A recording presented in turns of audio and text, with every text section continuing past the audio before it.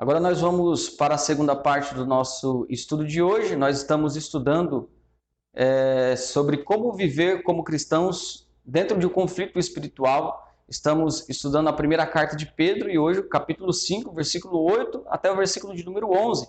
Pedro queria mostrar para aqueles crentes que por trás daquela crise de perseguição promovida pelo Império Romano, havia a pessoa de Satanás e seus demônios. Eles não poderiam ignorar isso, a existência de Satanás. Eles deveriam ali estar vigilantes para isso e resistir a Satanás. Ou seja, resistir a essas perseguições. É interessante isso porque nem sempre Satanás se apresenta como uma pessoa ali caída no chão, se estribuchando ali, né? Como uma pessoa que a gente considera como endemoniada. Nem sempre Satanás se apresenta dessa maneira.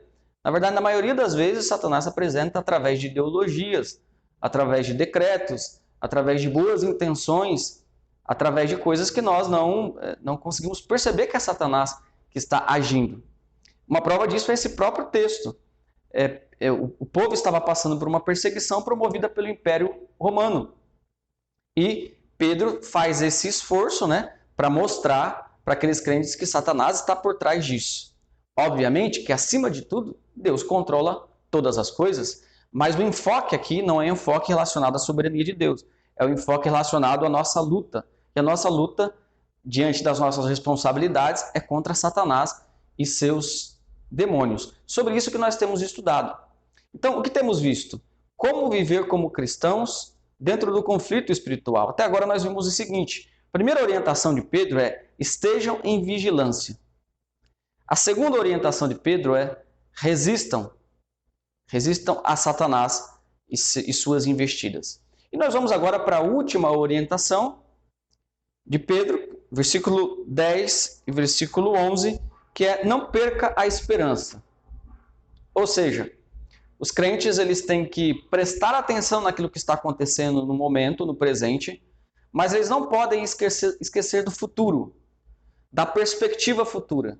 Não podem esquecer que, através destas crises, desses conflitos, Deus faz coisas boas, coisas proveitosas com sua igreja. Então, a igreja sempre tem um futuro promissor. A igreja nunca é destruída. Uma igreja local pode sim se acabar. Isso aconteceu e acontece. Inclusive, nessa pandemia, muitas igrejas locais vão fechar. Mas a igreja de Cristo, né, nunca é destruída. Deus ele vai fazendo com que os seus filhos abram igrejas em outros lugares e assim todos, sem exceção, todos os eleitos são alcançados e serão alcançados dessa maneira. Por isso, não perca a esperança. Versículo 10, versículo 11, acompanhe a leitura da palavra do Senhor. Ora, o Deus de toda graça, que em Cristo vos chamou à sua eterna glória, depois de terdes sofrido por um pouco, Ele mesmo vos há de aperfeiçoar, firmar, fortificar e fundamentar. Comecemos aqui pelo início deste verso, né? Ora, o Deus de toda graça, que em Cristo vos chamou à sua eterna glória, depois de terdes sofrido por um pouco. Pedro apela aqui para o fato de que esse Deus que chamou, esse Deus que decretou todas as coisas, ele é o Deus que vai continuar agindo na sua igreja. Uma boa explicação para este verso seria as palavras de Paulo, quando ele diz que aquele que começou a boa obra, ele há de aperfeiçoar. Tudo que Deus começa, ele mesmo termina, ele mesmo completa. Por isso, Pedro, de uma forma tão bela, tão maravilhosa aqui, irmãos, ele usa essa expressão, Deus de toda graça. O Deus que é misericordioso. O Deus que chamou os crentes, não porque estes mereciam. É este mesmo Deus que não há de abandonar estes crentes nos momentos de dificuldade. Veja que coisa incrível, que coisa maravilhosa. Esse Deus que em Cristo vos chamou à sua eterna glória. Nós temos aqui implícita essa doutrina da união com Cristo, que nos diz que tudo que Deus fez com os seus filhos é em Cristo. Não há nada fora de Cristo. Em Cristo morremos, em Cristo ressuscitamos, em Cristo seremos glorificados. Por isso devemos ter essa mesma confiança. Poderia ser muito bem esse texto usado, né, até como uma bênção apostólica no final do culto, de tão belo, de tão maravilhoso, quase uma doxologia, né, uma expressão de adoração. Ora, o Deus de toda graça, que em Cristo vos chamou à sua eterna glória. E aqui a parte importante para nós é, depois de ter sofrido por um pouco. Pedro demonstra para aqueles crentes, olha, é necessário que vocês sofram por esse período de tempo. E talvez esse período de tempo, esse pouco, fosse toda a vida deles. Por quê? O que é a nossa vida, irmãos amados, comparado com toda a eternidade? Se algum crente sofre por toda a sua vida, digamos que uma vida de 30, 40 anos, o que é isso comparado com toda a eternidade de glória? Isso, comparado com toda a eternidade, é pouco. Por isso a expressão de Pedro aqui, depois de ter sofrido por um pouco. Isso combina muito bem com as palavras do apóstolo Paulo, quando ele diz em Romanos que os sofrimentos do tempo presente não são para comparar com a glória que há de ser revelada. Essa expressão, não são para comparar ou não são comparados, demonstra como a eternidade gloriosa dos crentes é incomparável perto do momento de crise, de aflição que os crentes vivem nessa terra. Por isso, irmãos amados, acima de tudo, por isso esse terceiro ponto, acima de tudo, nós nunca devemos nos esquecer de que não vivemos só no presente.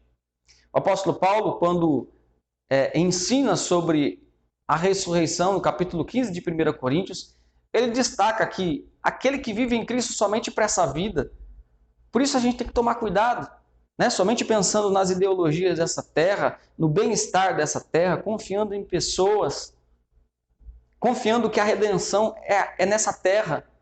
Não, a redenção não é promovida por nenhum partido político, a redenção não é promovida por nenhuma instituição humana.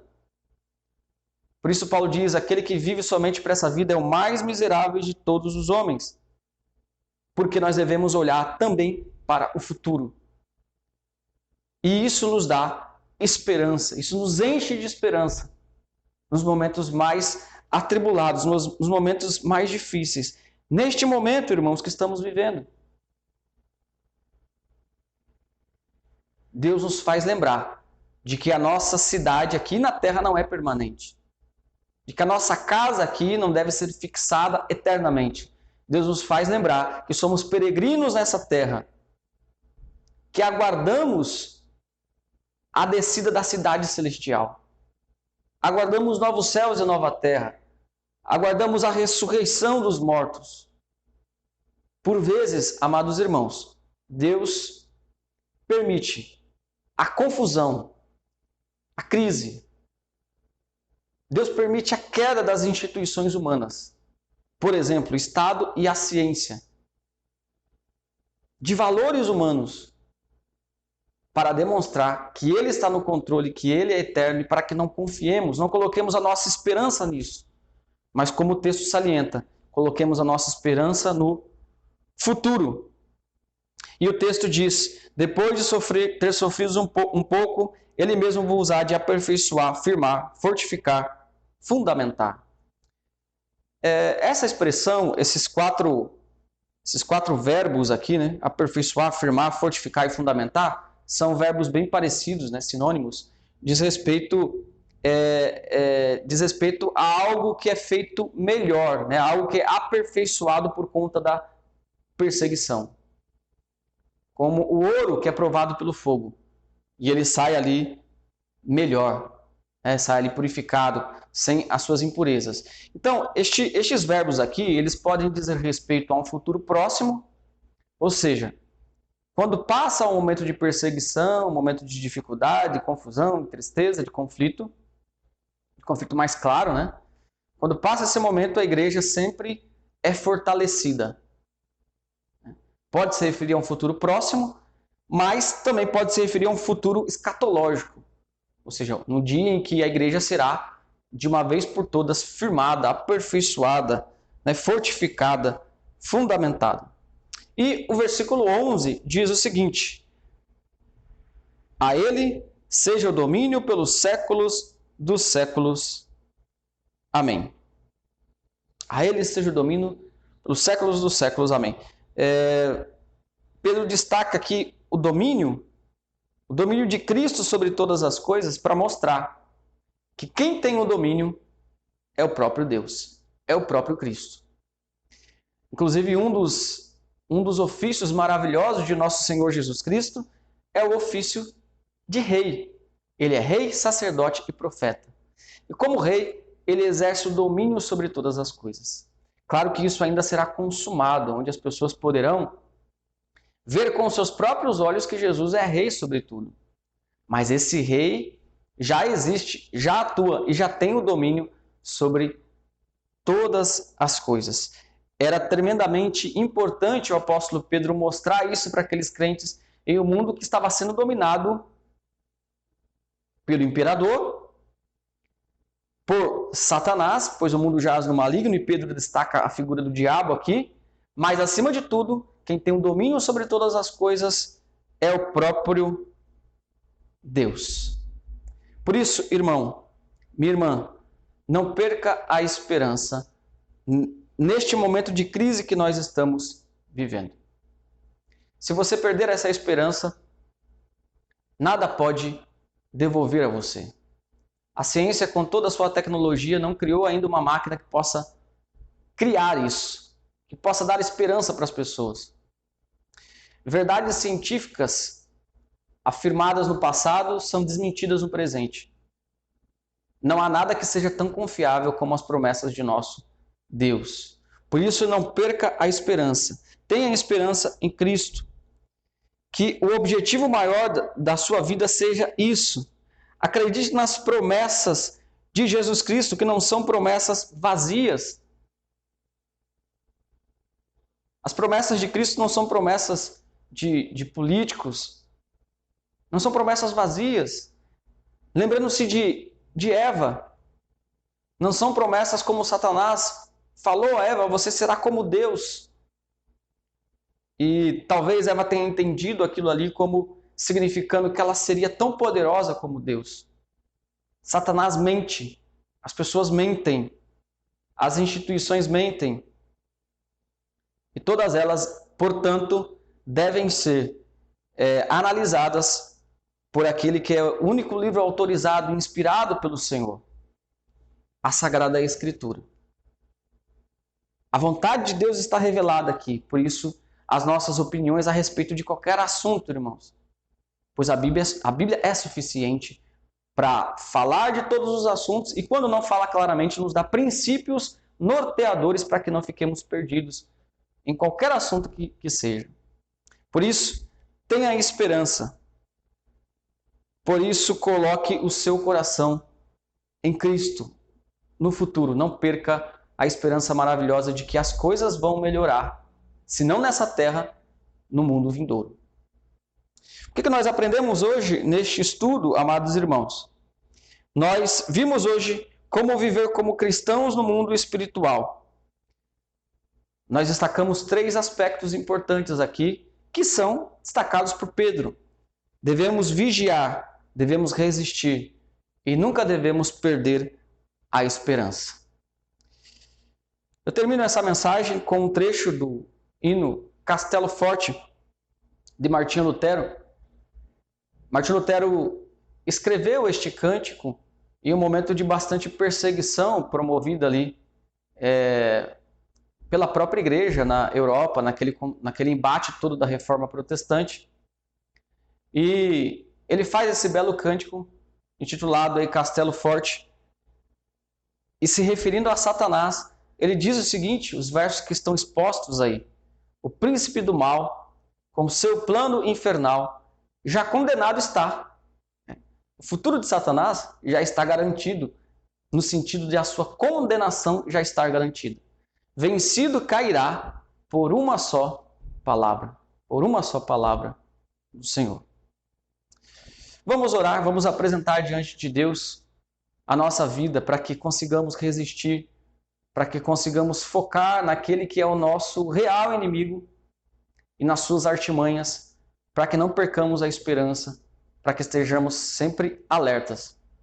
E vamos orar também pela nossa nação, que vive um momento especialmente difícil, do ponto de vista político e econômico e na questão da saúde também. Vamos orar por tudo isso.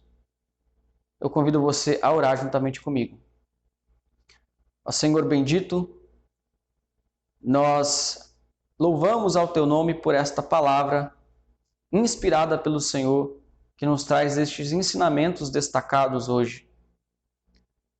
Nós te louvamos, ó Pai, porque o Senhor nunca permite que os Teus filhos andem sem orientação. O Senhor sempre orienta os Seus filhos. E nós te louvamos também porque aqueles que são Teus, os quais o Senhor conhece, estes ouvirão a Tua voz e o seguirão. Te louvamos também porque aqueles que não são Teus ouvirão, mas não reconhecerão a Tua voz e não te seguirão. E tudo isso também é para louvor do Teu santo nome. Mas pedimos, Senhor, que não sejamos como aqueles que não ouvem. Nos ajuda a ouvir a Tua advertência que nos chama à vigilância, que nos chama à resistência contra Satanás e que nos chama também a nunca perder a esperança. Nós oramos, Senhor, neste momento, por todos aqueles que estão enfermos por conta desta pandemia e também por outros motivos, de outras doenças que matam e têm matado ano a ano muito mais do que este vírus. Nós oramos, Pai querido, por aqueles que estão passando por dificuldades financeiras, que o Senhor venha prover o necessário, usando, Pai querido, os meios convenientes para que isso seja feito, inclusive a Tua igreja, que tem feito isso. Ó Deus, nós oramos pela política de nosso país, pelo governo federal, os estados, os municípios, o poder legislativo e judiciário, que haja harmonia entre esses poderes, para que, ó Pai, o Teu nome seja glorificado e a Tua igreja tenha sempre liberdade de pregar o Teu evangelho. Esse é o principal foco, Pai querido, da nossa existência ainda aqui nessa terra. Nós oramos, Pai, pela Tua igreja, que de certa forma também está dividida. Permita que os Teus filhos não se dispersem, Senhor, mas que eles acordem, acompanhem, Pai querido, as mensagens e possam, ainda que à distância, ter comunhão uns com os outros. Pedimos ao Senhor, ó Pai, que em breve possamos estar juntos, presencialmente, tomando a ceia do Senhor, louvando o Teu santo nome. Ó Deus, nós pedimos todas estas coisas no nome santo de Jesus Cristo, a quem seja o louvor, a honra e a glória para sempre. Eu quero finalizar lendo o verso 10 e o verso 11, que diz: Ora, o Deus de toda graça, que em Cristo vos chamou à sua eterna glória, depois de terdes sofrido por um pouco, Ele mesmo vos há de aperfeiçoar, firmar, fortificar e fundamentar. A Ele seja o domínio pelos séculos dos séculos. Amém. Deus abençoe a sua vida.